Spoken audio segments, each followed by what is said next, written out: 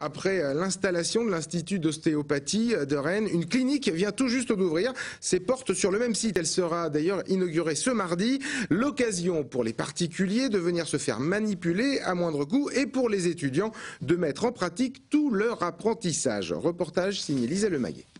Ce matin, Nicolas reçoit son premier patient à la clinique. L'élève de 4e année possède déjà en apparence toute l'attitude d'un ostéopathe professionnel, mais il est encore en apprentissage. C'est donc sous l'œil de son enseignante et d'un autre élève en formation qu'il effectue ces manipulations. Pas de douleur là quand on fait ça? Non, ça va.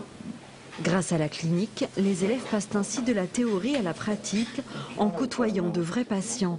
Après 1 heure de consultation, Nicolas débriefe avec sa tutrice. C'est assez valorisant dans un sens parce qu'on peut vraiment appliquer ce qu'on a appris et puis on voit qu'on gère les choses. Mais c'est stressant au début, mais ça s'est bien passé. Monsieur a été très content et voilà, ça s'est bien passé. Il s'est très bien débrouillé sur le relationnel. Il manque des choses évidemment dans sa consultation, mais je pense qu'il a été efficace dans ses traitements. La clinique a pris place au rez-de-chaussée de l'école où quelques 200 élèves reçoivent une formation de 5 ans.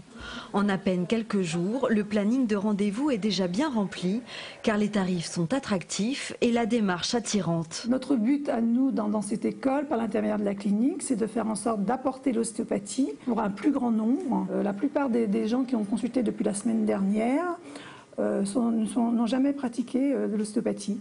Donc, ce qui montre bien qu'on va favoriser l'accès aux soins. Outre la clinique, les élèves s'exercent déjà dans des clubs sportifs et désormais dans certaines entreprises du département, Baucher Volaille à Mur de Bretagne, Sulky à Châteaubourg et depuis quelques jours au sein de la société Keolis.